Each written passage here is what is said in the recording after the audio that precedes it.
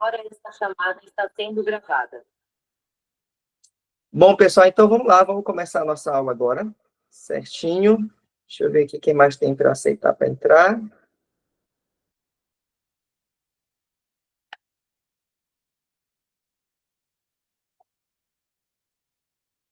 Ótimo, a galera toda aqui já.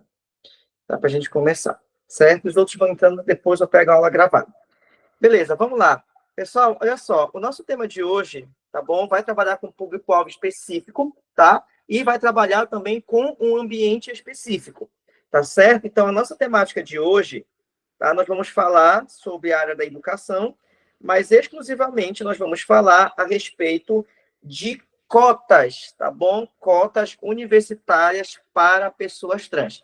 Então, a gente tem hoje como público-alvo a comunidade, né? Na verdade, não é a comunidade LGBTQIA+, completa. A gente tem especificadamente as pessoas trans.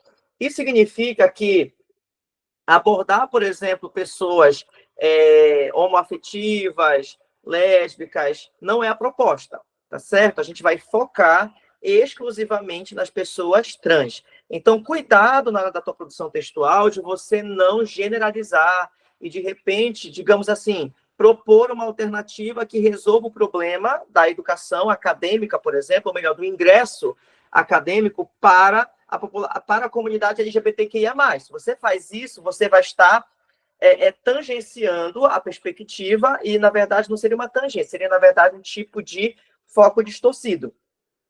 Então, o nosso propósito hoje é focar nas pessoas trans, né, que no caso seriam as pessoas transgêneros ou não binárias, tá bom? Também as pessoas travestis e as pessoas transexuais, tá bom? Que aí a gente tem algumas definições diferentes dessas pessoas, tá bom? Para a gente entender cada uma na sua especificidade de gênero, tá bom? O tema, ele parece assim um pouco extenso, na verdade ele é extenso, ele é parecido com aquele tema do ano retrasado do Enem, que eu também achei muito complicado na hora de ler, no início, que foi a respeito Ele é tão complicado que é o único tema do Enem que eu ainda não consegui gravar direito por conta desse processo, que foram os desafios para o reconhecimento da invisibilidade do trabalho de cuidado realizado pelas mulheres no Brasil, né? Que foi aquele tema do ano retrasado. Ele é parecido, porque aqui ele vai trazer os impasses. O que é um impasse? Impasse, gente, é um obstáculo, tá? Então, para quem não sabe o que é impasse, impasse ele é um obstáculo, ele é um problema ali, um desafio, um obstáculo, um desafio que você vai trabalhar aqui dentro. Troquei para impasse para dar uma diferenciada aqui, para ficar só desafio, desafio, desafio, né? Apesar de o Enem, nesses últimos anos, estar trazendo bastante a palavra desafio. Eu não costumava trazer essas palavras-chave assim, muito repetidas de um Enem para outro. Mas ele passou a trazer bastante aí desafios nos últimos 3 anos, então a gente está seguindo um pouquinho essa metodologia. Então, vamos lá, certo? Falar a respeito do tema, né? Quais são os impasses que existem, os obstáculos, para que haja o reconhecimento da importância? Observa que é o reconhecimento e importância, são palavras-chave, ou seja, é importante reconhecer. Né? Reconhecer o quê? A adoção, tá? A adoção de cotas para pessoas trans em universidade. Eu sei que falar sobre cotas, por exemplo, é um pouco delicado, porque existe um processo, né, de bem divisório em relação àqueles que são a favor de cotas, aqueles que não são a favor de cotas. A gente sabe que esse processo no Brasil de cotas universitárias, por exemplo, elas vão surgir não há muito tempo, mas a maior polêmica em relação a elas surgiu quando o Supremo Tribunal Federal estava naquela perspectiva de liberar, né, de aprovar as cotas raciais no Brasil. E aí gerou aquela polêmica, porque algumas pessoas falavam assim, a gente não precisa de cota racial, porque a cota racial ela é um tipo também de preconceito, quer dizer, então, que a pessoa negra ou parda ou indígena quer dizer que ela precisa de uma cota para entrar na universidade, quer dizer que ela não tem intelecto suficiente para entrar numa universidade. Outras pessoas já pensavam o contrário, dizendo, não, a gente precisa da cota racial para justamente dar acessibilidade a esse público, geralmente, que tem a menor taxa de inserção dentro das universidades públicas a nível de Brasil por anos. E aí o Supremo Tribunal Federal, na época, ele vem com a seguinte justificativa. Ele fez uma linha do tempo, que eu me lembro, ele fez uma linha do tempo, e disse assim, olha, o Brasil, ele viveu por muitos anos, ou melhor, séculos, um período de escravidão em que a pessoa negra e indígena, mas sobretudo a pessoa negra, ela foi isenta de vivenciar o processo da educação, porque ela não tinha direito à educação. Então, é após a abolição da escravatura, né, após anos, décadas depois, que eles começam a ter essa liberdade, mas com muita resistência da população. Então, ou seja, a população negra ela está há séculos, digamos assim, atrás da população branca em relação à educação.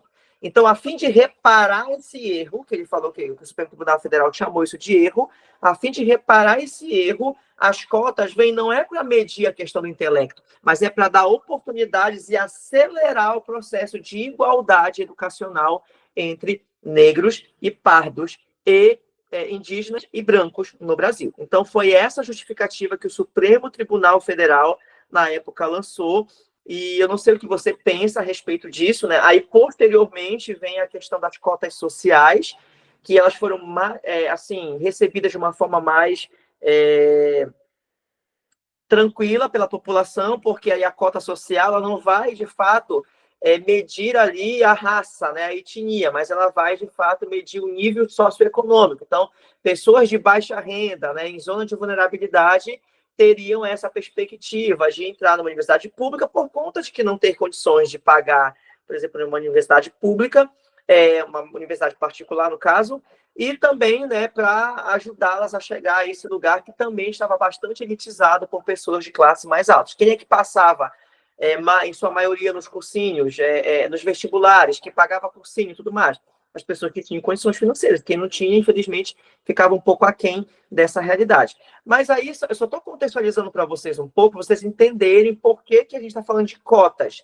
E aí, a partir, né, das melhorias de direitos básicos, a maior acessibilidade dos direitos básicos a todos também. Hoje a gente tem bastante lutas, bastante movimentos, bastante representatividade para diversos públicos no Brasil, e hoje é como se cada um quisesse também, digamos assim, usufruir de um pedacinho do céu, ou, em outras palavras, ficar também um pouquinho na sombra, vamos dizer assim, do que a gente fala de direitos básicos no Brasil, e a educação está dentro deles. E aí a gente fala de cotas para pessoas trans, porque a gente tem visto que grande parte dessas pessoas que adentram as universidades são pessoas hétero, né, no caso heterossexuais, mas também são pessoas, muitas vezes, da comunidade LGBTQIA+, mas quando se trata da pessoa trans, a gente tem uma redução maior no número de pessoas que não só ingressam na universidade, mas que permanecem nela, porque o desafio do nosso tema hoje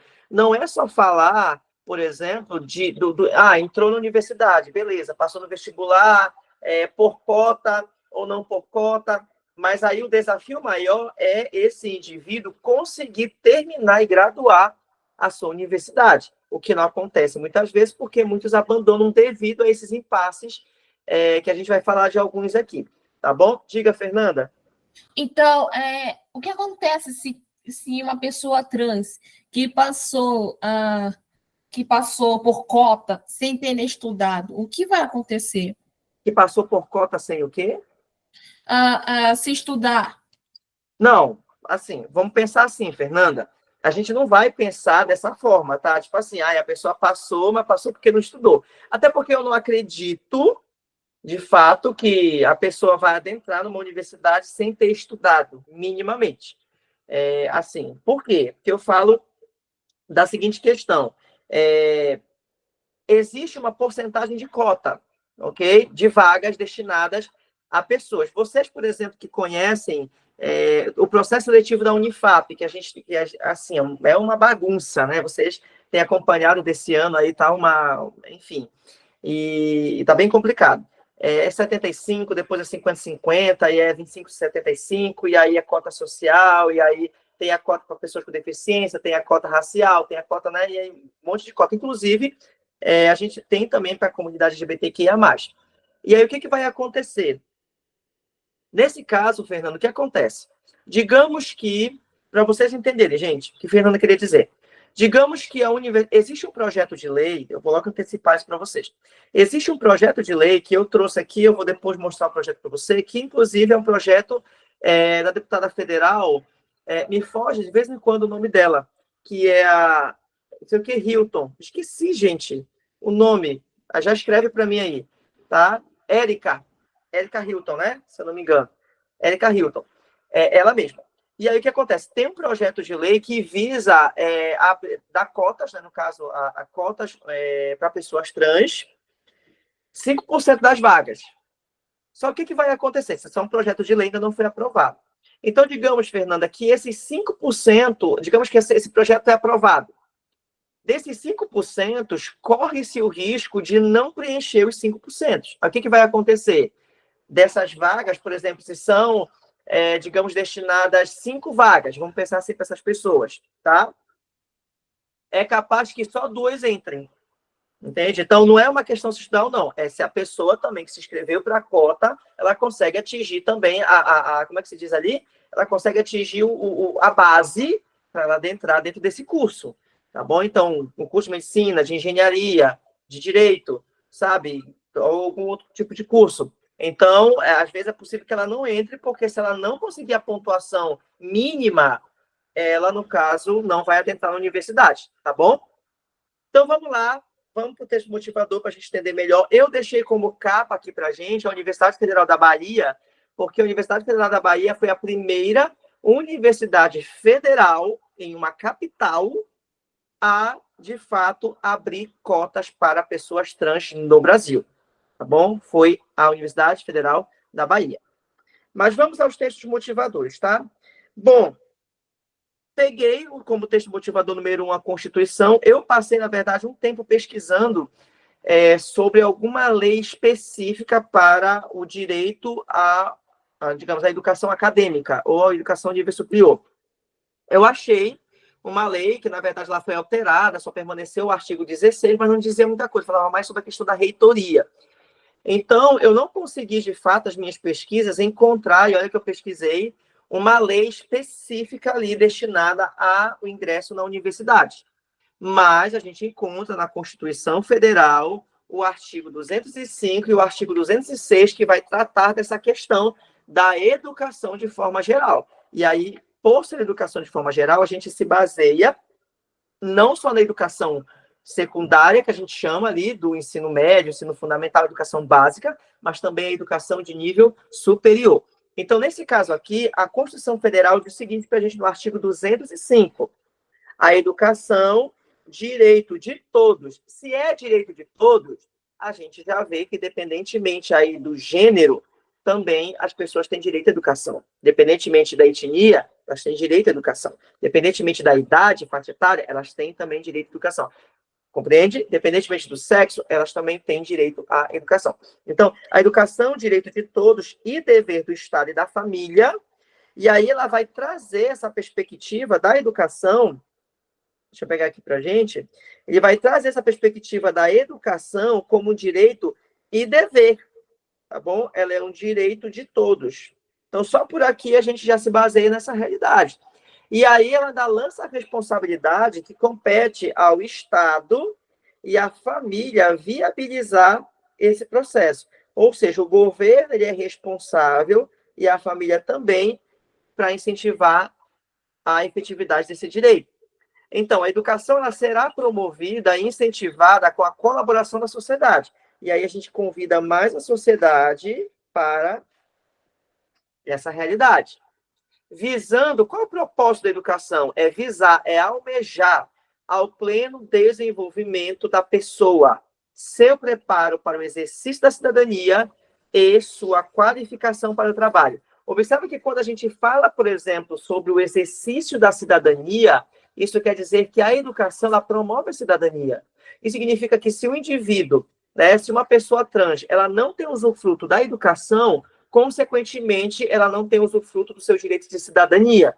E aí já começa, né, os pontos negativos. E isso também vai interferir na sua qualificação para o trabalho, porque alguns cursos de ensino médio de educação básica, eles já têm curso profissionalizante, mas a universidade, o curso superior, ele vai te promover ou promover para essas pessoas, ou para todas as pessoas que ingressam nele, o quê? Um preparo para o mercado de trabalho. Então, ou seja, se a pessoa trans ela não consegue ter acesso à educação superior, ela não consegue ter o seu direito de cidadania exercido e, consequentemente, ela tem dificuldades de ser inserida de forma qualificada no mercado de trabalho, ok? Então, aí a gente já começa a entender esses princípios por essa vertente. O artigo 206 já vai falar para a gente que o ensino será ministrado com base nos seguintes princípios.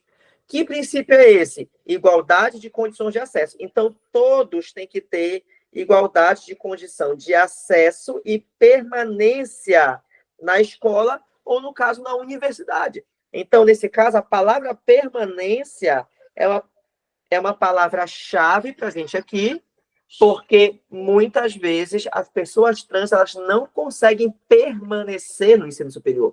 Às vezes elas até adentram, elas passam no vestibular, elas conseguem a sua vaga, mas elas não conseguem permanecer devido ao preconceito e à discriminação e à exclusão social, ok? Então, o texto motivador número 1, ele só é um texto para te dar base, só para afirmar mesmo que todos têm direito à educação. Se todos têm, a pessoa trans também tem, inclusive no ensino superior. É direito dela. Isso é um direito dela, o Estado tem que prover isso, a sociedade tem que apoiar e a família também, ok? Então, o texto motivador número 1 ele é esse básicozinho para a gente, ok? Agora sim, a partir do texto motivador número 2, a gente vai começar a enxergar aqui quais são os impasses, quais são esses desafios que impede, por exemplo, com que haja hoje a cota para pessoas trans de forma efetiva nas universidades, tá bom? E quando eu trago a temática que é para universidades, tá bom? Eu não estou frisando aqui, por exemplo, universidade federal ou universidade estadual.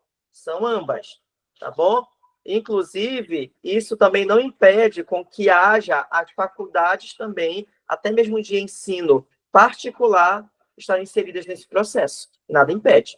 Então, a ideia aqui para a gente é abordar o nível superior de forma geral.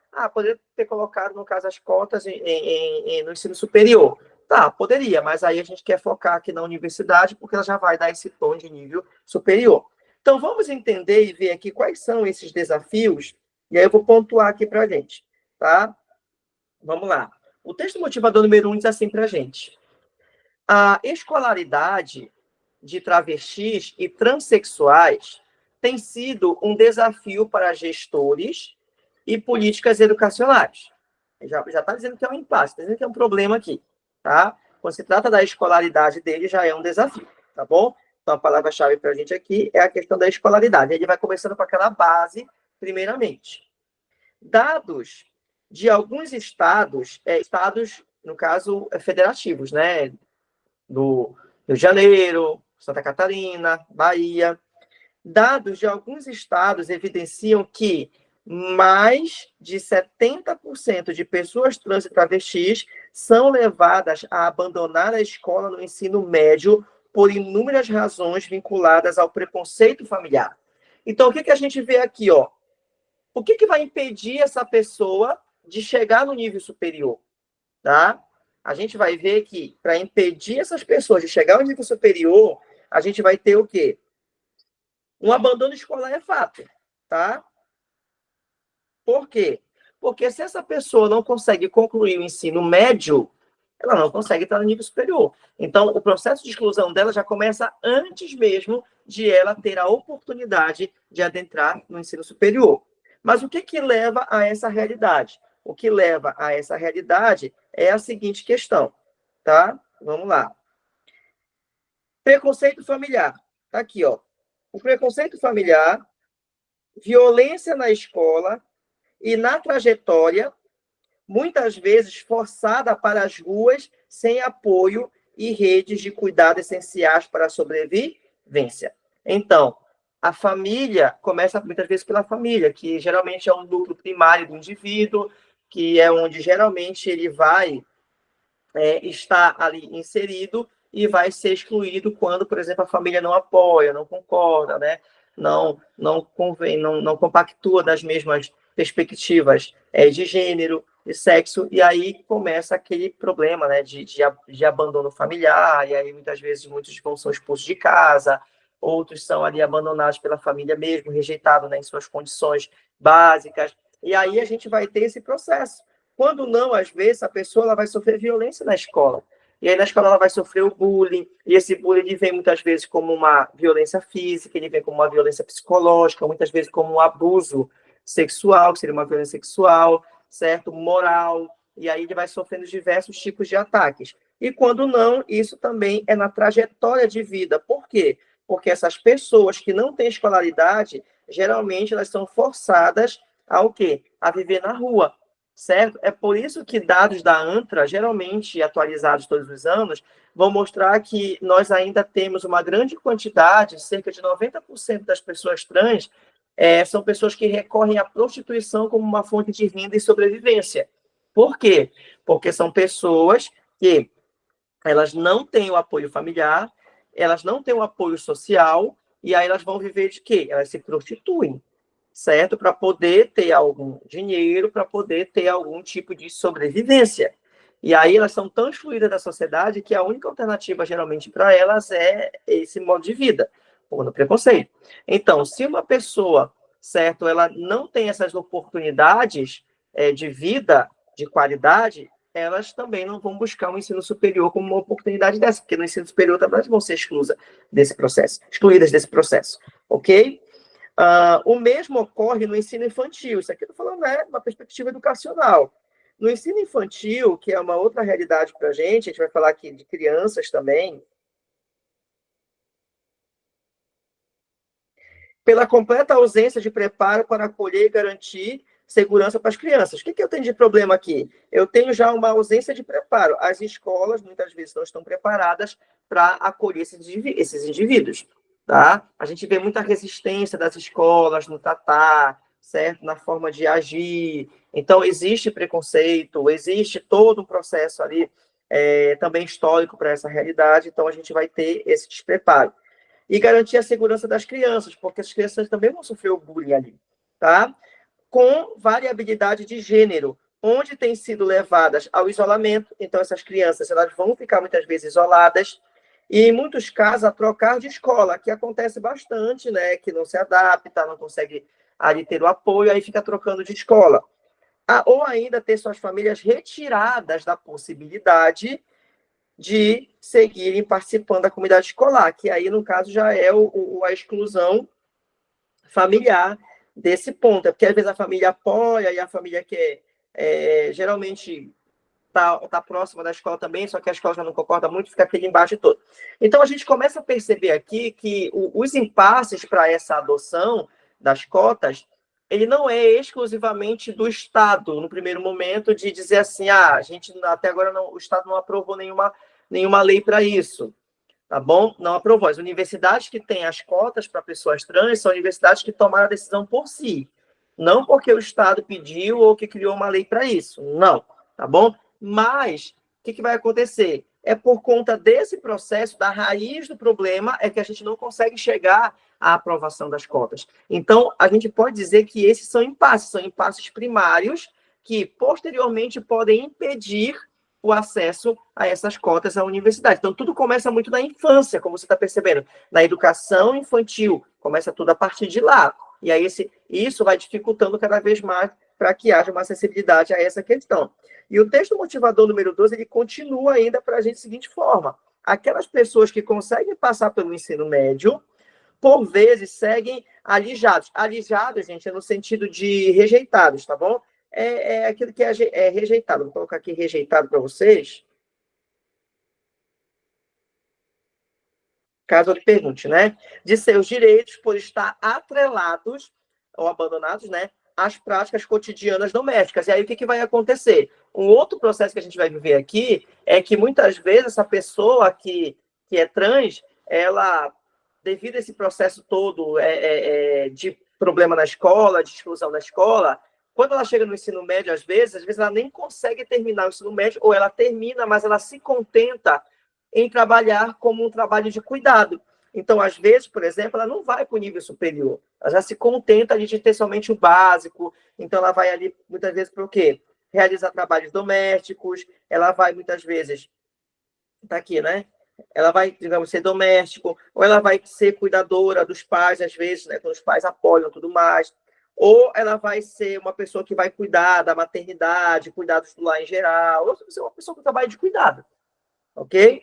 Além de compartilhar da precariedade de empregos da população trans em geral, pela transfobia institucional. E aqui é um outro problema que impede, né? A transfobia institucional, tá bom? De instituições também nesse processo. Então, às vezes, ela não vai conseguir um mercado de trabalho que vai abraçá-la, tá bom? Então, por conta disso, se ela não recorre para a prostituição, mas tem um trabalho de doméstica, às vezes ela aceita trabalho de doméstica de boa. Passando a ocupar também a população de vulnerabilidade social e financeira. E aí, no final de tudo, o que vai acontecer? Vou ter uma pessoa vulnerável social e financeiramente, ou seja, uma pessoa que muitas vezes não vai ter condições de chegar a esse lugar superior, tá bom? Então, o texto motivador número 1, ele já começa a mostrar as raízes dos problemas que impedem com que haja essas cotas. E aí, a partir do texto motivador número 3, a gente consegue ver problemas mais específicos dentro da universidade. Eu fiz questão de trazer para vocês de uma forma muito gradual, desde lá do básicozinho, do infantil, do médio ao superior, tá? Até a gente chegar, por exemplo, nos níveis de pós-graduação, mestrado, doutorado, PhD e o que mais tiver de formação e especialização em relação a isso. E aí o texto motivador número 3 agora vai mostrar o problema que acontece dentro das universidades de forma específica, tá? Vamos lá. É um trecho de uma entrevista que diz assim, ó: eu não retirava o livro na biblioteca porque não queria fazer o cartão da universidade com o meu nome errado. Conta André, que se sentiu inseguro em conversar com outras pessoas enquanto a instituição não reconhecesse o seu nome social, que já consta em sua carteira de identidade. Qual é o problema que a gente tem aqui? A gente tem a resistência acadêmica, não só acadêmica, mas o nosso foco é acadêmico, tá? Mas a gente tem a resistência de pessoas que já conquistaram o seu nome social, pessoas trans, que já têm a sua carteira aí de nome social. Trouxe até um modelinho aqui para vocês, olha, tá? Pra vocês verem quem ainda nunca viu. Então, essa aqui, né? A carteira de identidade da pessoa de nome social é esse, tá bom? Fica ali, né? O prenome, né? Que é o nome anterior da pessoa, tudo mais. E o RG dela de nascimento, tudo mais. E aí fica nascimento, expedição, e aí, né? O nome social aparece, tá bom? Então, aqui, olha, todo autorizado. Só que aí a gente vê que algumas universidades, como essa universidade aqui de André, foi uma universidade, por exemplo, no Rio Grande do Sul, tá bom? Esse texto motivador. E aí eu vou destacar aqui que o problema que a gente vai encontrar é a questão da não aceitabilidade do nome social. Isso acontece, por exemplo, dentro das escolas também. Por exemplo, claro que uma escola de ensino fundamental e uma escola de ensino médio, que eu tenho menores de idade, geralmente, é claro que esse nome social ele só é autorizado e permitido com a autorização dos pais, né? Porque, às vezes, o que acontece na escola? Eu sou professor, né? Já vivi situações assim, já passei por essas experiências, e até no cursinho, por exemplo, no nosso cursinho também já passei por algumas experiências de, às vezes, por exemplo, o menor de idade querer ser chamado por um nome social, e aí cria confusão na escola, né? E chama até a escola, os professores de transporte e tudo mais, só que quando, por exemplo, é chamado os pais para uma conversa sobre isso, ele não quer que os pais saibam, então está fazendo escondido dos pais. Aí já não tem como, né, gente? E aí, se não tem autorização dos pais, não tem como, né? É o menor de idade.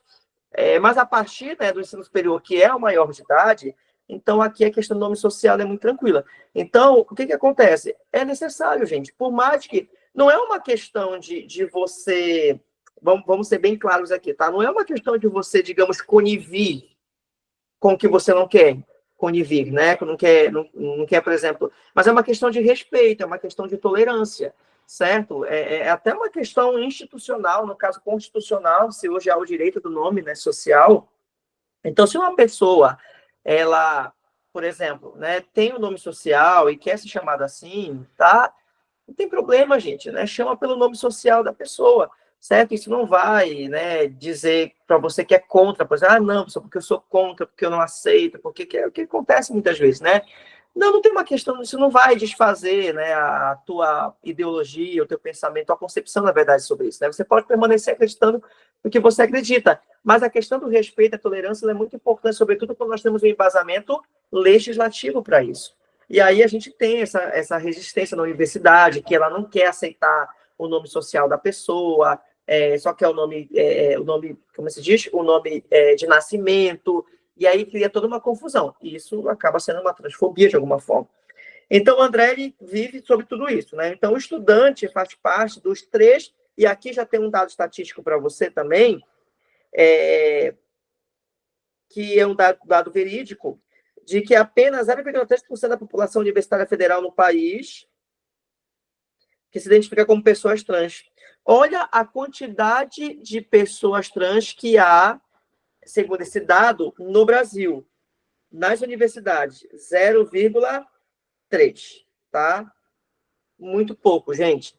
0,3 é um número de pessoas identificadas trans que estavam no nível superior em 2018, tá bom? Que o dado ele é dessa perspectiva de 2018, tá bom? Então é muito mínimo, tá? Será que hoje aumentou? Não aumentou? Vamos ver. Tá bom? Então, o texto motivador número 3 nos mostra, por exemplo, a resistência da aceitabilidade do nome social dentro das universidades públicas. E aí, isso é até uma ofensa para a pessoa que tem um nome social e não quer, tá bom? É mais ou menos como se você, por exemplo, né, o nome de você, né, o nome do Lucas, né, Lucas Martins, é Lucas, tá? E aí, de repente, começasse toda a aula a chamar ele aqui, sei lá, de Antônio, Roberto, né? Roberto, já tem todo o tempo. Chega um momento que incomoda, porque ele não é Roberto, entende? Então, é preciso ter esse discernimento, tá? O texto motivador número 3 ainda continua e diz assim para a gente. A história de André não é única. O relato do universitário de 20 anos expõe a face pouco visível da situação dos jovens trans no ensino superior brasileiro. Dados do INEP e do MEC mostram que o governo federal, olha só que coisa interessante, o governo federal não possui informações acerca dessa população, ou seja, eu tenho ausência de dados da quantidade de pessoas trans que ingressam no ensino superior. É uma ausência de dados. Por que eu tenho uma ausência? Porque não houve uma valorização, não houve uma preocupação, tá? Então, inclusive, quando se busca dados, para criar esse tema, por exemplo, né, eu li bastante, pesquisei bastante, e eu acho interessante que a gente tem dificuldade de encontrar dados, certo? Assim, para trazer um infográfico para vocês, para ver também, fazer algumas comparações, então é mais difícil, a gente fica busca, né? E a gente encontra algumas coisas em artigos, em PDF, mas aí são dados um pouco mais passados, né, antigos, a gente tem essa dificuldade toda. Então, há uma ausência de coleta de dados estatísticos. E aí, se a gente não tem dado estatístico, a gente tem o quê, gente? Invisibilidade. Porque aí o que acontece? É como se essas pessoas não estivessem lá dentro, então por que vai se criar políticas públicas para elas? Políticas afirmativas educacionais. Por que se não estão? Então, não é que não estejam, às vezes também nem estão. Mas aí, quanto menos informação se tem sobre elas, quanto menos visibilidade delas, menos se cria, né, projetos e programas, auxílios e bolsas para que essas pessoas sejam apoiadas e auxiliadas, tá? Então, a ausência de dados estatísticos, ele é um problema aqui, que nem o governo se preocupou. No entanto, a invisibilidade desses estudantes também está presente no dia a dia das instituições privadas. Então, as instituições privadas também não vão ter essa preocupação de coletar dados em relação a isso. Então, a gente não tem certeza exatamente quantas pessoas trans tem hoje, por exemplo, no ensino superior. É algo ainda muito escasso para a gente, tá bom? Vamos lá para o texto motivador número 4, que também é universitário, tá? Ele é um infográfico um pouquinho mais atualizado para a gente, tá? Porque ele é um infográfico de 2024, do ano passado, mas com perspectiva para 2025, tá bom? Então, vamos lá, tá? Pode ficar um pouquinho embaçado para você aqui, mas depois tu pegar no PDF na folha normal, aí vai ficar legal, tá? Cota para pessoas trans nas universidades federais. Então, o foco aqui, gente, do infográfico foram só as universidades federais, tá? E essas cotas, tá bom? Elas são com graduação, né, que é o ensino superior, só nas universidades federais localizadas nas capitais, tá bom? Então, é muito importante que você tenha essa informação. Não é uma cota, aqui no caso, as universidades que são todas, né, do Brasil, não. Só as que existem nas capitais. Numa capital existem várias, né? Por exemplo, aí no Amapá, que é a Macapá, vocês têm a Unifap, que é federal, vocês têm a UEAP, que é estadual, tá bom? Só essas duas, né? No caso, que são federal, no caso, federal. Não, no caso aqui não é estadual. Não, estadual a gente tira, tá? É só federal, tá bom? Então, a gente tem só a Unifap, de fato, tá bom? Vamos ver aqui, ó. A gente tem, por exemplo, a parte em verde, que são apenas 2 universidades, vou colocar aqui debaixo desse verdinho, tá? Vou colocar aqui um verde, tá? No verde, nós temos apenas 2 universidades, que é a Universidade Federal da Bahia e a Universidade Federal aqui de Santa Catarina, tá bom? Que a gente tem, são universidades que, de bom grado, criaram os programas de cota para pessoas trans, tá bom? A primeira do Brasil foi a UFBA, tá? Que é a Universidade Federal da Bahia, e logo depois veio a Universidade Federal de Santa Catarina, tá bom? Agora, existem outras universidades que elas estão implantando isso, tá? Vão implantar esse processo ainda, tá? Que são apenas 3, que até agora que a gente tem, né? Do ano passado para cá. Claro que hoje a gente teve, por exemplo, essa semana, a gente teve... Por que eu troquei de tema? Porque essa semana a Unicamp, ela abriu cotas a nível superior, tá bom, para pessoas trans, só que o foco dela é só para pós-graduação. Então, aí, no caso, não é a graduação ainda do curso, mas é uma pós-graduação, tá bom? Então, a gente tem muitas essas dificuldades. Olha, por exemplo, existem muitas universidades que elas dão pós para pessoas trans, né? Mestrado, porque eles são menos burocráticos, tá certo? É esse o problema. Professor, por que essas universidades não abrem logo cota? É fácil? Assim, não é fácil. Por quê? Porque é muito burocrático, tá? Eu não só preciso de um projeto de lei, na verdade, por isso que eu preciso de um projeto de lei para logo acelerar o processo, porque sem isso, existe todo um passo a passo, toda uma construção para poder aceitar, tá bom? Tem todo um colegiado para isso, para aceitar, que vai envolver os próprios acadêmicos também, tá certo? Aí tu imagina essa confusão que isso vai rolar. Se o pessoal hoje, por exemplo, vocês, não sei se alguém de vocês está naqueles grupos que se forma eu tô, né, nesses grupos aí da Unifap, sobretudo da Unifap, né, o pessoal tá lá de medicina, que tem de medicina, tem de direito, tem de engenharia, né, esses grupos que o pessoal quer fazer a média ali, né, para ver se vai passar, não vai passar, essas coisas.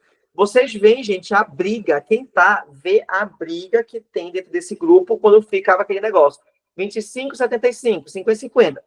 Aí o pessoal, gente, se detonava ali realmente, uns brigavam mesmo, porque não tinha que ser 25 mesmo, né? Porque tem que dar oportunidade mais para quem não tem as condições financeiras, porque só quem entra são o pessoal que tem dinheiro para pagar curso, e a gente fica brigando por causa disso nos negócios, eu fico só olhando lá. E aí, agora, tu imaginas se resolve, por exemplo, começar entrar mais a cota para a pessoa trans. Aí você vai ver que a briga vai ficar maior ainda em relação a essa questão, porque eles já brigam por causa de cota social, tu imaginas por cota de pessoas trans, tá? Aí de gênero, aí seria, né, uma confusão que eu já estou até vendo o que vai acontecer. Então tá de lilás aí, eu vou colocar só apenas 3 universidades, vai fazendo os cálculos aí, tá? Só apenas 3 estão em implementação. Agora, gente, vamos lá, ó. A gente tem, no caso, 27 universidades federais. Vocês são bons de cálculo. Então, das universidades federais aqui, a gente tem quantas, né? Que elas ainda não aprovaram a cota. Então, tipo, é 27, 5, menos 5, tá? 22. Quanto? 22. 22, é? Vou confiar em vocês. Então, 22 universidades, elas ainda não aderiram à questão das cotas para pessoas trans, né? Então, é por isso que eu trouxe o tema, tá? Porque é um tema em pauta já. A Unicamp trouxe agora, né? A Universidade Federal de Santa Catarina foi aprovada para esse ano passado, e aí a gente tem essa necessidade, tá bom? Diga, Fernanda. Então, será que as demais universidades, incluindo o Nordeste, eles não adentram os direitos trans por conta do medo do patriotismo? ou por falta de interesse? Olha, Fernanda, vou pedir para você repetir, tá? Porque como eu estava escrevendo, eu distraí, eu não consegui pegar bem a tua informação. Repita aí, por favor. Então, será que a maioria das universidades, sendo muitos exemplos, a da região norte e nordeste, será que eles têm medo do patriotismo encher o saco? Até porque Eles vai ser. têm, tá falando as pessoas trans? Aham, que não querem implementar os direitos trans em universidade por conta do Ó, medo. não, sim, não. Com certeza, muitas vezes é por conta do medo. Mas medo de quê? Não é exatamente do patriotismo, eu não usaria essa palavra, tá? Mas é o medo, na verdade, exatamente da violência, tá? É o medo da rejeição, o medo digamos assim, da exclusão. Porque, assim, o que acontece?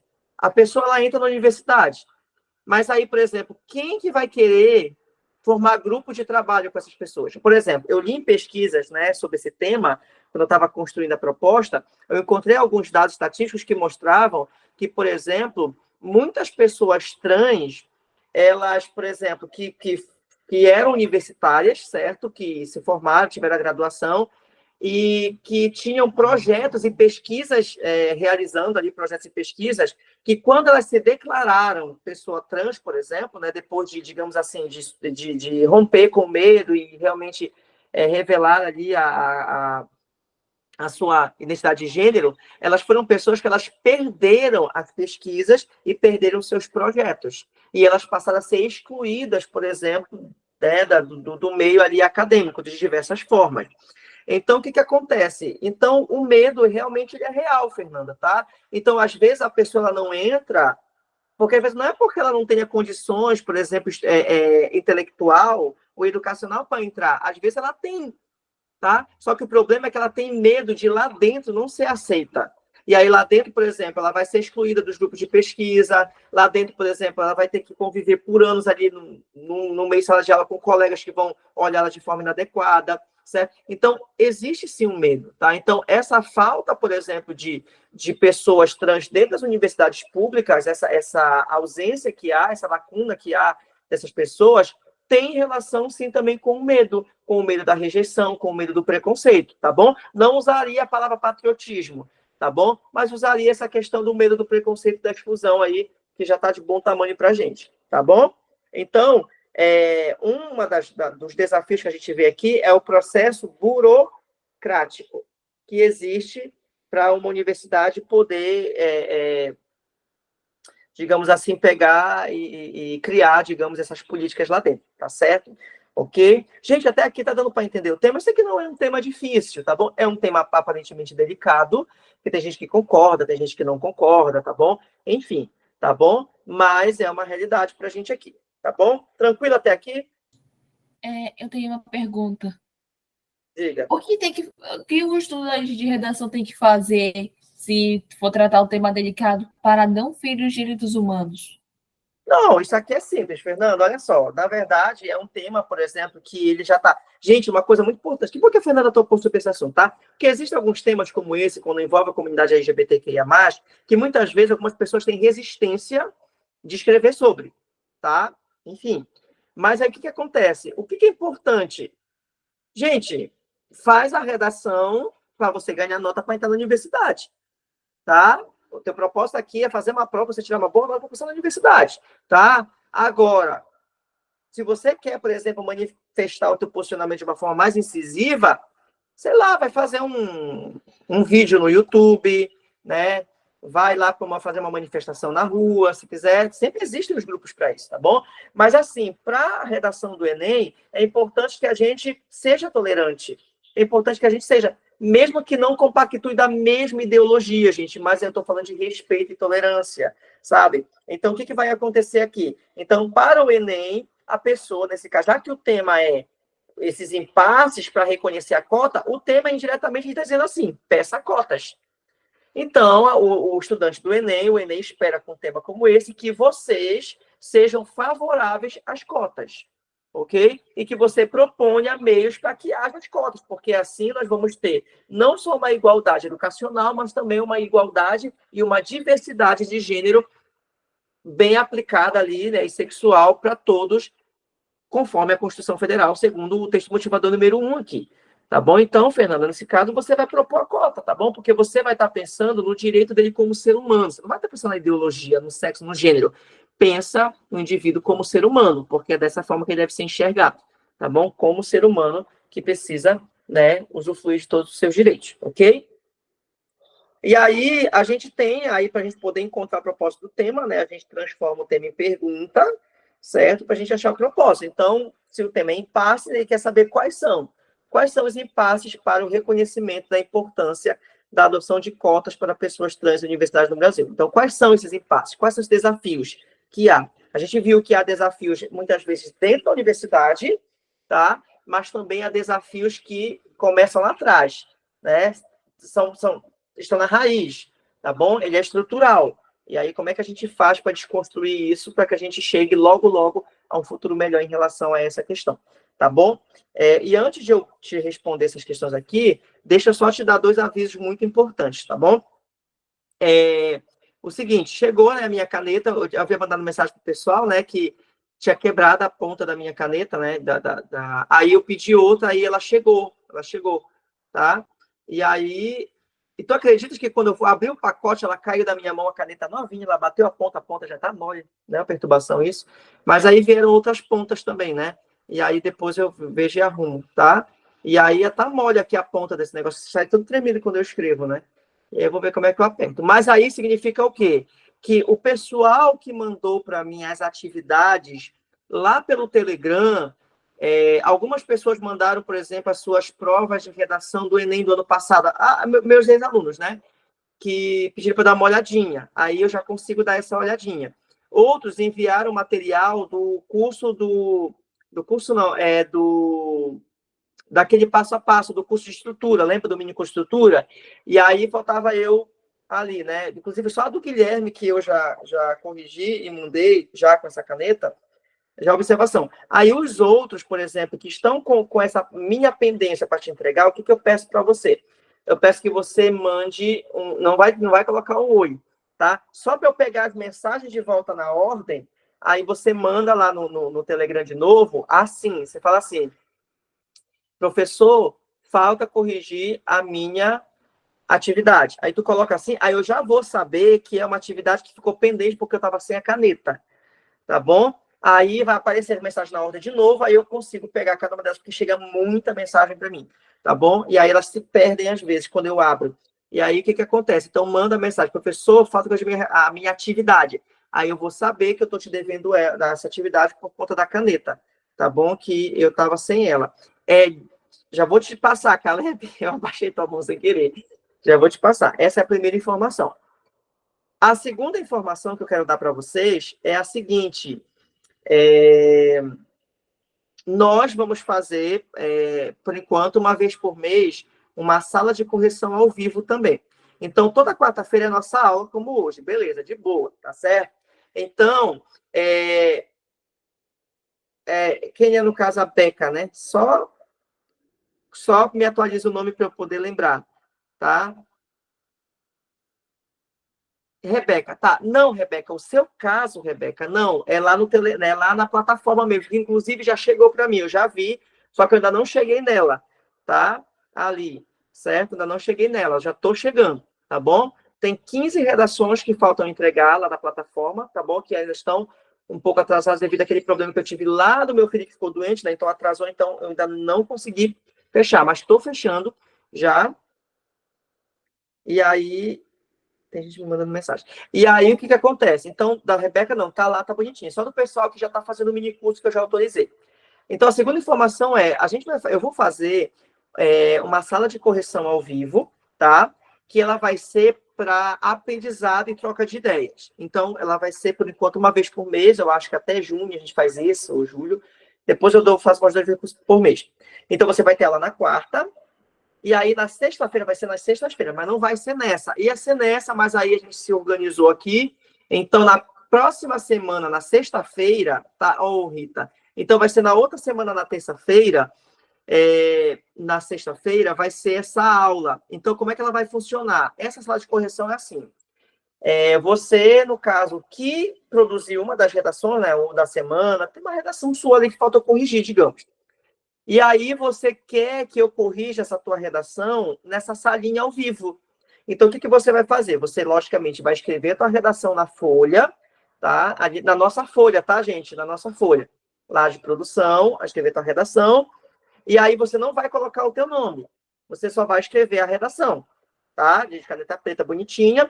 E aí você vai tirar, logicamente, uma foto, e ao invés de você mandar para a plataforma, você vai mandar no Telegram, no meu PV. E aí, o que acontece? Aí você vai mandar uma mensagem, falar, professor, essa redação aqui eu gostaria que o senhor corrigisse na sala de correção ao vivo. Aí, beleza. Aí, quando for na sexta-feira lá, aí eu vou abrir, mandar um link para vocês. Aí, tipo assim, todo mundo pode entrar, tá, gente? Não é só quem vai entregar a redação, é para todo mundo, tá? Mas só vou corrigir de quem enviar a redação e quiser, tá bom?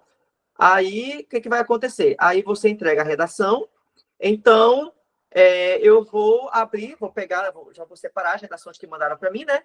E aí eu vou abrir ali para todo mundo, igual que eu abro aqui, e vou fazer a correção comentando, tá? Mas não vai ser uma correção, tipo assim, muito demorada. Vai ser, tipo assim, fazer a correção normal. Eu vou lendo a redação e vou comentando e vou colocando, entendeu? E aí, no final, a gente soma o ponto. E aí, você, por exemplo, que vai assistir, vai aprender, logicamente, com o erro do outro, para não cometer no teu, porque você vai ver, pô, se eu fazia isso, não vou fazer mais. Aí a gente vai trocando ideia. Aí você também vai ter a oportunidade de perguntar, não, professor, mas está errado, por quê? Isso aqui. E aí a gente vai trocando essa ideia, entendeu? E aí a Rita pergunta, só vale para o tema da semana ou pode ser de temas anteriores? Pode ser de um tema anterior, desde que seja um tema que eu não corrigi ainda. Entendeu, Rita? Pode ser o tema da semana passada, contanto que seja um tema que eu não corrigi ainda, tá? Porque eu vou dar uma nota para ele, eu anoto lá, no caso, na apostila. E essa semana também eu já comecei a pedir para alguns alunos refazerem a redação, que eu senti necessidade, né? Eu já estou começando a trabalhar essa semana com a refacção. Então, essa semana eu estou corrigindo, né? Estou entregando as redações, só que tem alguns alunos que eu estou mandando lá, falando assim, olha, refaça e me reenvia. E aí eu vou começar a pedir para algumas pessoas já começar a refazer, que a gente vai começar a entrar no processo de refacção também. Então, você vai perceber que durante o curso, a gente vai tipo evoluindo, né? A gente começou ali só com uma proposta por semana, né? Você foi entregando na plataforma, outros foram fazendo mini curso, aí agora a gente vai ter a salinha de correção online, aí a gente vai começar com as refacções, e aí a gente vai só melhorando, tá bom? É isso, tá? Fala, Caleb. Professor, Diga. sobre essa primeira informação de mandar mensagem no Telegram, ela vale também para os temas da semana, como o do autismo e da misoginia? Tá, o que acontece? No teu caso, Caleb, que está entregando agora pelo primeiro momento, não, é pela plataforma mesmo, tá? Que você vai enviar, porque aí eu vou ter o primeiro contato com você, tá? Eu vi lá que chegou a tua, né? A teu e da Rebeca, por exemplo, que são novos. E aí, provavelmente amanhã é o quê? Amanhã é quinta? Amanhã eu consigo entregar já essas redações de vocês. Aí, a partir dessa correção, eu vou dizer para vocês se vocês vão precisar fazer mini curso ou não, tá? O mini curso ele já está disponível, no caso, geralmente para quem precisa, tá? E são aulas que você vai assistir e fazer exercícios para melhorar a estrutura, tá bom? Então, no teu caso, por enquanto, Caleb, não precisa mandar lá no Telegram, tá? Já está na plataforma o teu, tá bom? Só é para mandar na plataforma, no Telegram, o pessoal que faz o mini curso que eu preciso entregar a atividade, que eu não tinha entregue por causa da falta, eu estava sem a caneta, tá bom? Tá entendido, gente, no geral? Tudo de boa? Posso continuar?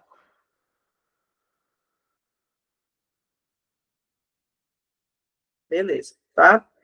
Antes de eu te mostrar aqui quais são os impasses, eu queria que você me dissesse algum impasse aí. Qual é o impasse, um obstáculo, né, que você trabalharia nesse tema? Escreve aí para mim. Escreva para mim enquanto eu pego uma água que eu tô com sede.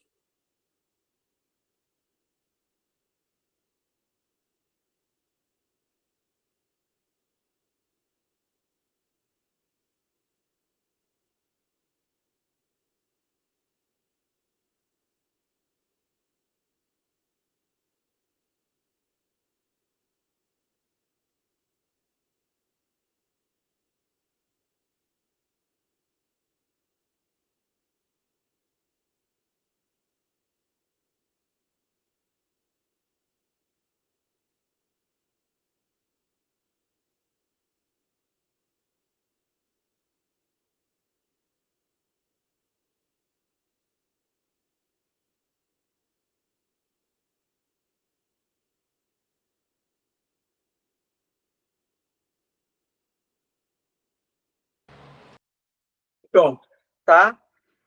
Gente, coloca aí para eu ler. Olha, por exemplo, o Davi colocou um dos impasses seria uma desvantagem histórica. Aí seria explicado, né, que desvantagem seria essa, pode ser.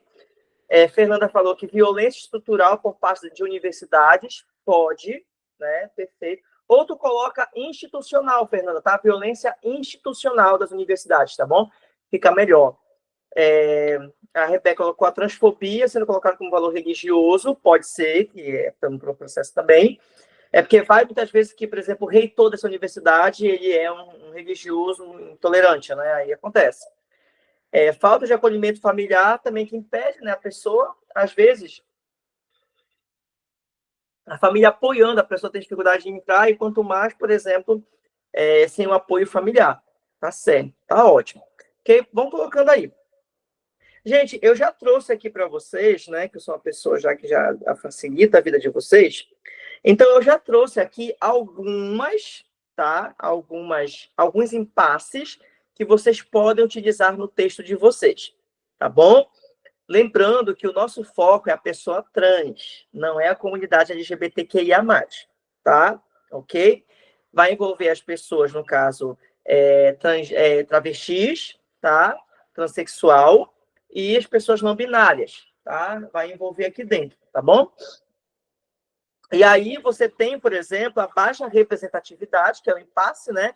Existe baixíssima representatividade das pessoas trans ainda, né, no Brasil de forma geral, e menos ainda nas universidades, porque a gente praticamente não tem pessoas trans nas universidades, e quanto mais, né, para levantar bandeira, né, nesse sentido de melhorias. Não tem. A ausência de apoio psicopedagógico, tá? A gente também não tem, porque é importante ter esse acompanhamento didático, pedagógico, né? Mas também psíquico. Então, nesse caso, por exemplo, a falta desse acompanhamento, porque essas pessoas trans, elas vão viver a violência, né? Muitas vezes verbal, e precisa desse acompanhamento ali, né? Para lidar com a situação, até para também trabalhar com a turma, trabalhar com a universidade em si. Gente, você pode achar que não, mas as universidades, muitas vezes, em sua maioria, elas são ambientes hostis, tá? Olha, a gente não vê, assim, muito noticiário, por exemplo, da Unifap aí, né? Casos, assim, alarmantes.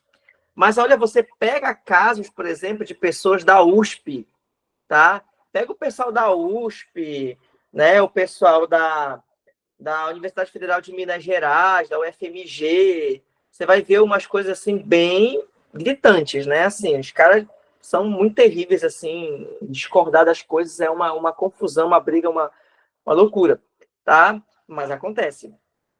Preconceito que leva à evasão escolar. Lembra disso, tá? A evasão escolar, ela é aquelas ausências que vão se prolongando, tá? Tipo, a pessoa vai uma vez, aí falta uma semana. Aí vai de novo, aí falta mais uma semana, aí falta duas, aí vai, praticamente reprova pela falta, e às vezes até reprova. A evasão escolar é isso, ele vai se evadindo da escola, tá? O abandono escolar é diferente, porque o abandono a pessoa deixa de ir, acabou, não vai mais, tá? Então existe a diferença entre a evasão e o abandono, elas não são a mesma coisa, tá? Então, muitas vezes a pessoa vai sofrendo preconceito e ela começa a frequentar menos a universidade, entendeu? Então, se existisse uma online, era melhor ainda para ela, né? Então, ela vai só se esquivando, né? Então, ela passa a não ir com tanta frequência. Falta de assistência estudantil específica. Muitas vezes não tem uma assistência específica para as pessoas trans, por exemplo, né? Aí a universidade pode criar específica, né? Para as pessoas negras, para as pessoas bolsistas, para as pessoas, né? Cada um tem que ter, né? Assim, são especificidades. Então, a gente também não tem essa assistência para essas pessoas, para dar um auxílio, um apoio, uma direção, uma orientação. Não tem. O que mais? Falta de assistência estudante, já falei. Ambiente acadêmico hostil e excludente. Isso aqui que eu te falei, né? Às vezes o ambiente acadêmico ali, ele exclui, a pessoa deixa claro que não quer contato, não deixa formar nos grupos, né? Ela começa a utilizar a outra pessoa no olhar, no empurrão, né? E isso, por exemplo, a gente vê muito quando se trata, por exemplo, do uso dos banheiros, que foi um tempo que a gente não tocou, né? Um ponto. Mas essa questão ainda é um dilema, né? O dilema do uso do banheiro. Como é que a pessoa trans vai usar que banheiro? Né? Banheiro masculino ou banheiro feminino? Né? Existe em alguns locais, por exemplo, né, que existe ali o banheiro que é o terceiro, no caso seria o terceiro banheiro para as pessoas trans, tá bom? Só que gera muita confusão isso ainda hoje. Então, essa hostilidade, ela acontece muitas vezes dentro desse ambiente e começa muitas vezes dentro do banheiro, tá? O abandono acadêmico ou escolar universitário, que você usa qualquer um desses sinônimos, tá bom?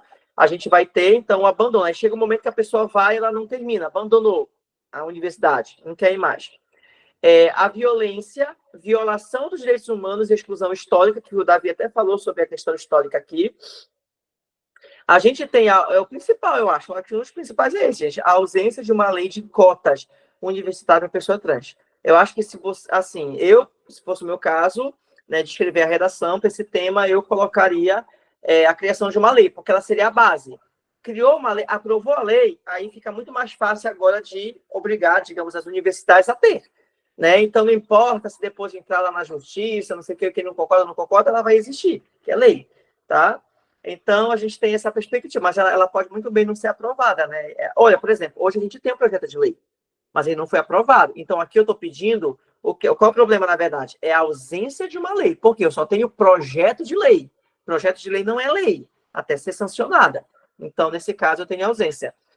Ausência de dados estatísticos, que é aquele apagão de dados estatísticos que a gente fala, né, da vida estudante de pessoas trans, não sabe quantos que tem. E a ausência de políticas afirmativas. Professor, o que é uma política afirmativa? Gente, política afirmativa é isso, é cota, né? Por exemplo, um programa universitário lá que ampara essas pessoas. Não existem programas universitários? Uma bolsa, por exemplo, né, de um auxílio financeiro para essas pessoas. Por exemplo, a pessoa trans vive em vulnerabilidade sua maior parte da vida. Então, ter uma bolsa, um auxílio, por exemplo, de vale transporte ajuda, ter uma bolsa ali universitária. Desculpa. Uma bolsa universitária de um salário mínimo para ajudar no custeio, porque muitas vezes essa pessoa vai para uma universidade que não é na sua terra natal. E ações contra a transfobia que tem que ser criada dentro da instituição, gente, tá? Eu não estou falando daquele tipo de movimento que a pessoa pega, se joga uma tinta, tira a roupa, né, e fica fazendo umas coisas. Não estou falando disso. Eu estou falando de uma coisa mais, né, ali, séria, de uma coisa mais, né, pautada dentro, né, das perspectivas dos limites do respeito, né? Então, eu estou falando, assim, de políticas realmente, de ações, como, por exemplo, um debate, né? Criar os seminários, né, palestra, universidade, lugar de palestra, né? Mas os seminários, chamar, por exemplo, pessoas trans que se formaram em universidade, que passaram por esse processo para compartilhar, como, por exemplo, a Duda Salabert. Duda Salabert, ela é uma deputada federal hoje de Minas Gerais, que foi professora também, e ela dá algumas palestras, inclusive em universidade, para falar sobre a diversidade de gênero das pessoas trans e as dificuldades que ela enfrenta dentro da universidade. Então, é chamar para dialogar, gente, dialogar. Né? A faculdade é um lugar de diálogo, né? Então, ter essas aberturas é importante para estar trazendo essa realidade. Enfim, então são alguns impasses que eu coloquei aqui para a gente, tá bom? Como que a gente resolve? Olha a dica, gente. A resolução sempre é o contrário do teu problema.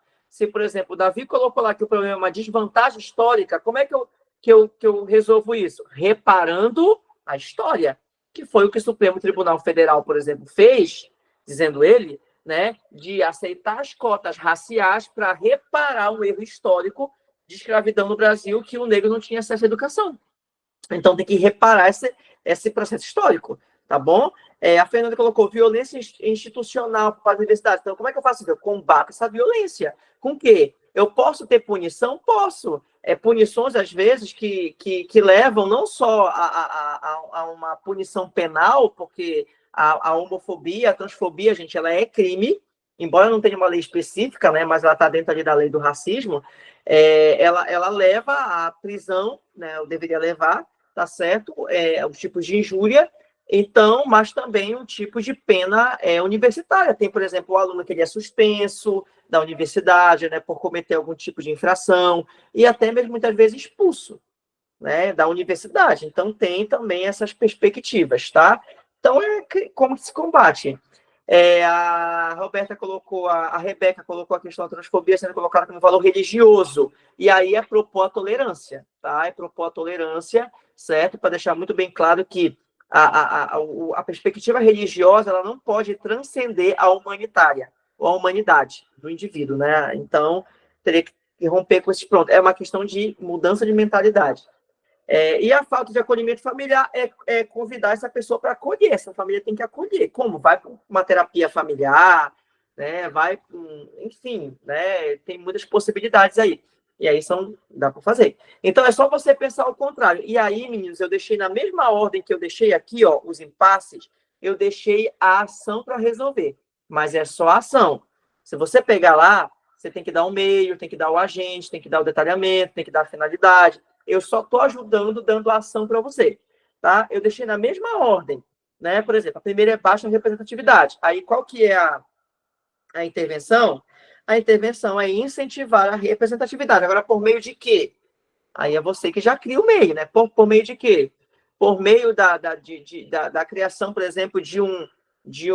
Como é que se diz?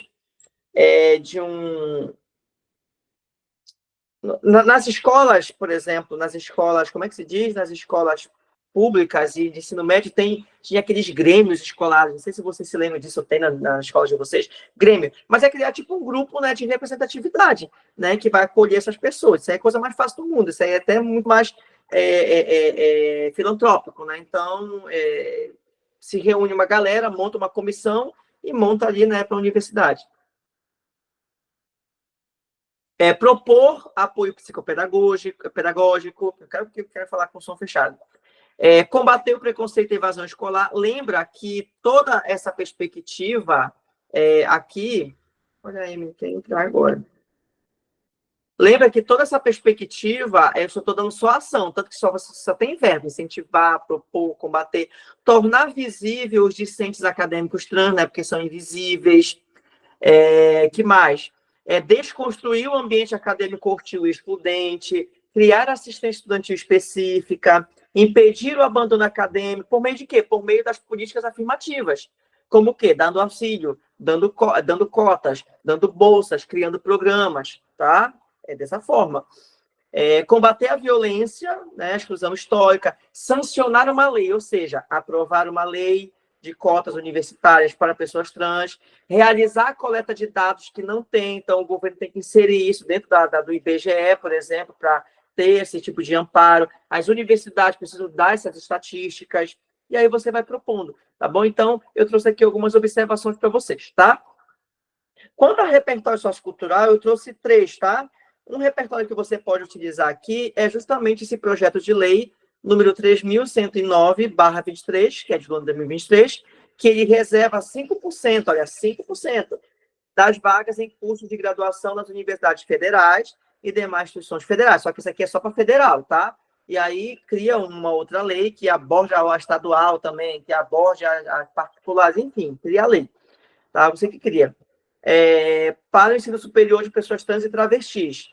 Para os cursos com menos de 50 vagas, deverão ser representadas 3 vagas para esse grupo, né? Então, ele já dá um mínimo ali para cursos que têm menos vagas. Então, tipo assim, um repertório Érica Hilton, que está na frente desse projeto. Pode utilizar como repertório? Pode, mas, ao mesmo tempo, também pedir a aprovação desse projeto, se você citar um desenvolvimento, ela é uma proposta de intervenção, muito bem colocada, tá bom? Eu trouxe aqui também como repertório para você, aqui, ó, essa aqui que sim, a série Segunda Chamada. Não sei se você já assistiu, mas eu já falei dela em outras aulas, assim, nos outros anos. É uma série brasileira que, embora fale do ensino básico, ali, da educação de jovens e adultos, ela tem vários personagens com vários contextos. E a primeira temporada dela, que é muito bacana, tem a Linda Quebrada, certo? Que ela é uma atriz, né? Que inclusive, né, voltou ainda lá para Cracolândia, né? Ela foi vista recentemente lá. Enfim. E aí o que acontece? Então, Linda Quebrada vive a personagem Natasha. E aí o que acontece?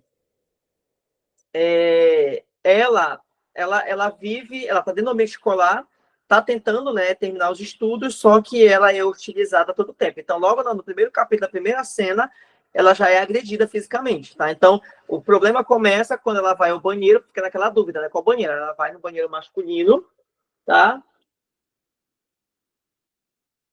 Para ele.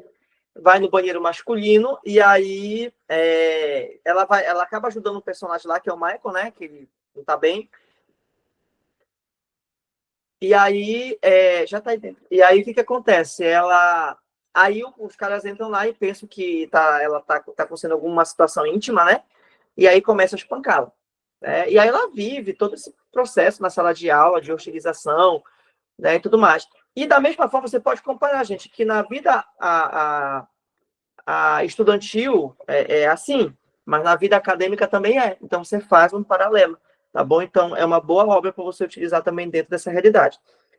E aqui é a Duda Salabeste, que eu trouxe para você, mas eu trouxe citações dela, tá? Ela fala algumas coisas, né? E aí, de repente, se servir para você, você pega. Não precisa pegar tudo isso, porque você vê que é grande, né? Mas pega uma frase, um pedacinho, por exemplo, aqui, olha. A pauta identitária já carrega no meu corpo. É uma das coisas que ela falou, por exemplo, numa palestra que ela deu na Universidade Federal, numa Universidade Federal aí no Rio de Janeiro. E aí, o que acontece? Olha o que ela diz, por exemplo. Nós, pessoas travestis e transexuais, estamos preocupados em garantir a dignidade mínima para a nossa existência.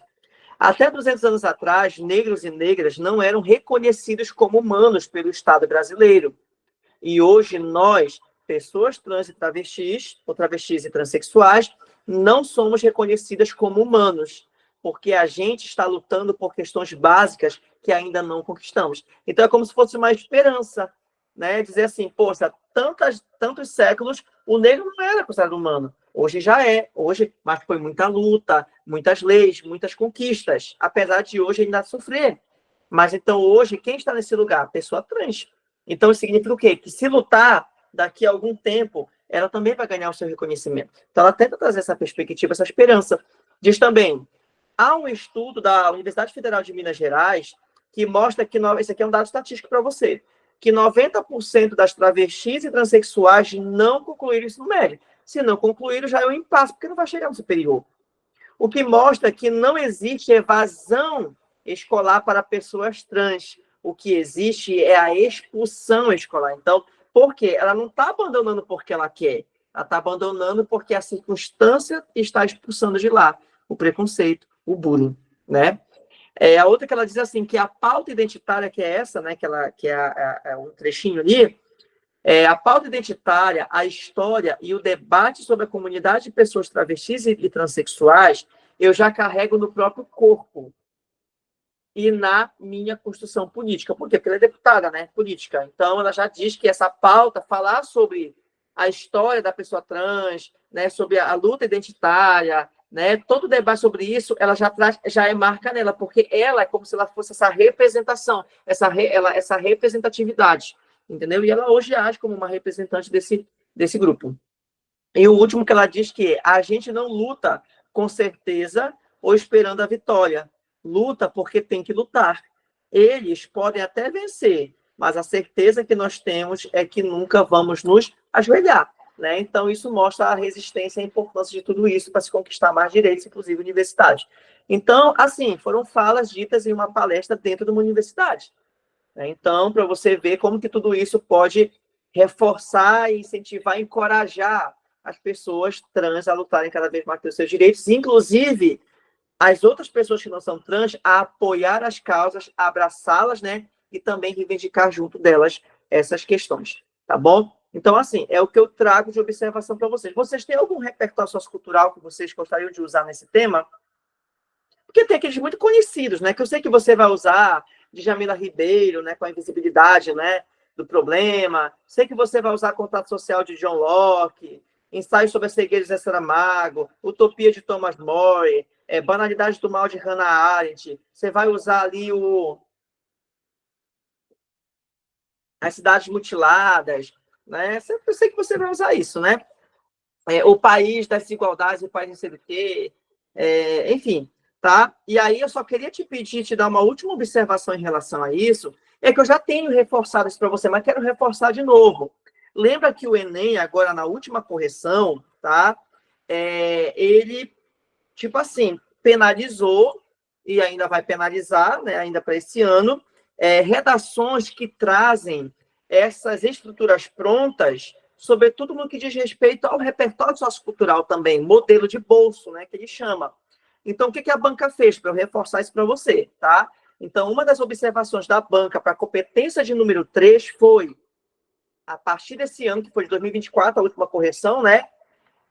Os modelos prontos, os modelos de bolso, né? Que é aquele que você pega, que é genérico e coloca ali, só que você não consegue dar um contexto para ele diferente, ele fica tipo aquele modelo pronto que aí o corretor, gente, ele vai lendo, vai familiarizando, porque ele vê muito disso.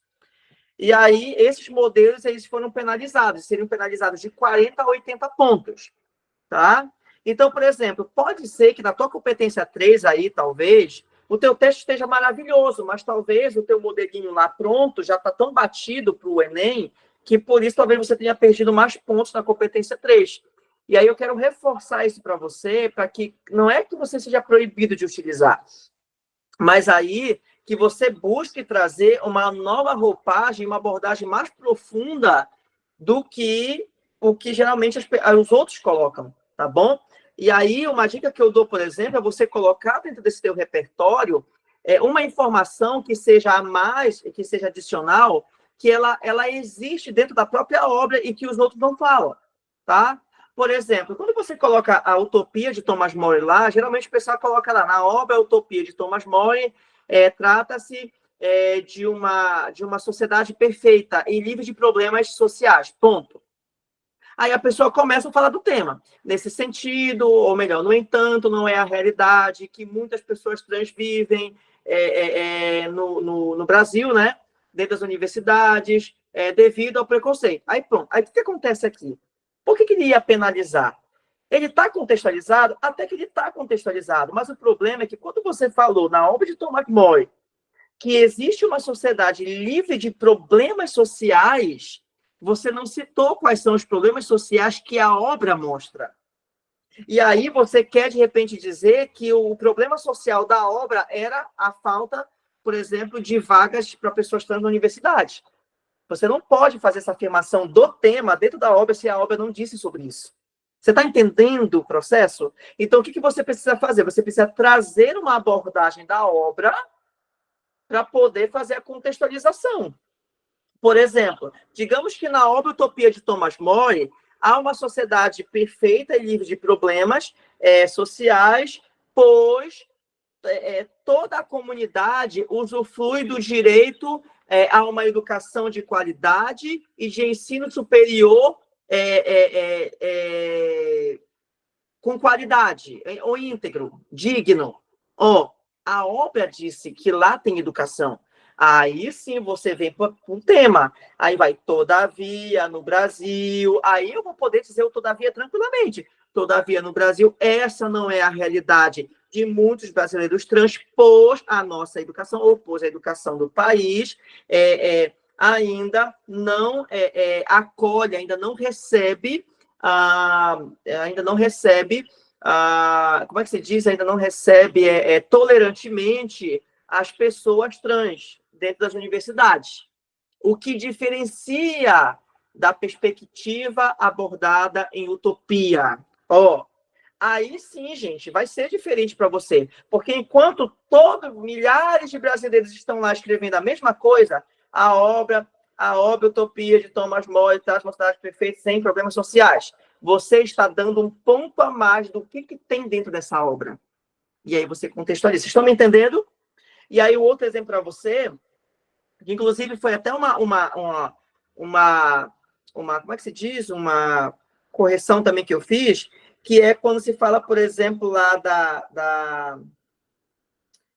como é que se diz, gente? Gente, esqueci ali. Da banalidade do mal, da Hannah Arendt, né? Geralmente a pessoa coloca lá que a sociedade vive uma banalização por conta do silenciamento de problemas sociais. Aí você não diz qual é o problema que Hannah Arendt estava abordando lá dentro. O que era banal lá na obra dela? Aí você não diz porque você não sabe, porque você não leu. Entende? Aí você quer que o corretor engula isso. Ele não vai engolir mais a partir dele, não, já não vai engolir desde 2024. né? E eu já alertava vocês, vocês sabem que eu sou professor de vocês já há muito tempo, tá? E eu sempre alertei, eu digo, gente, cuidado com isso, com isso, com isso. Mas aí, tipo assim, chegou um momento que o Enem deu, né, ali, né, o ponto. Então, bebês, eu preciso que vocês tenham essa mentalidade de informar, tá bom? Ali dentro da tua própria obra que você trabalha, o que é o problema, né? Que está sendo tratado na obra primeiro. E aí você vem e depois coloca o problema do tema. Tá claro isso para você, gente? Sim ou não?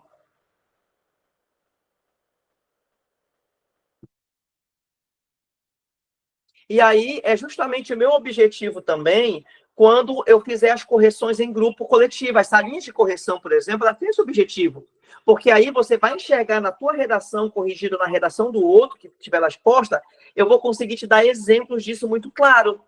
Né? Porque aí, se eu ver uma redação que estou corrigindo ali, ver isso, eu já vou falar, olha, gente, aqui o exemplo de um modelo que o Enem ia descontar ponto, porque está vago, porque está modelo pronto. Como é que a gente reajusta? Aí eu vou reajustando com você, tá bom? Então, por isso que as aulas de sala de correção, elas vão ser muito importantes para a tua evolução, tá bom? E aí a gente vai fazer isso na próxima semana, na sexta-feira. Na próxima semana, aula na quarta, e na mesma semana, lá na sexta, que é a aulinha de correção, tá bom?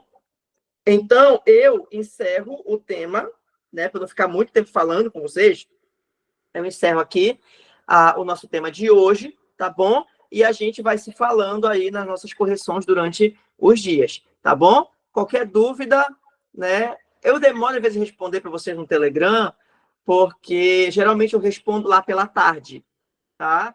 Porque de manhã eu estou no outro trabalho e aí eu estou sem o acesso. Mas à tarde geralmente é quando eu costumo responder, tá bom? Então é isso, gente, tá bom? Então é o tema da semana de vocês. Tenta fazer na minha folha, tá? Vou até mandar a folha de novo lá no grupo para você imprimir, certo? E a gente se vê, tá bom? Na próxima aula, tá bom? Tchau, tchau para vocês. Boa noite.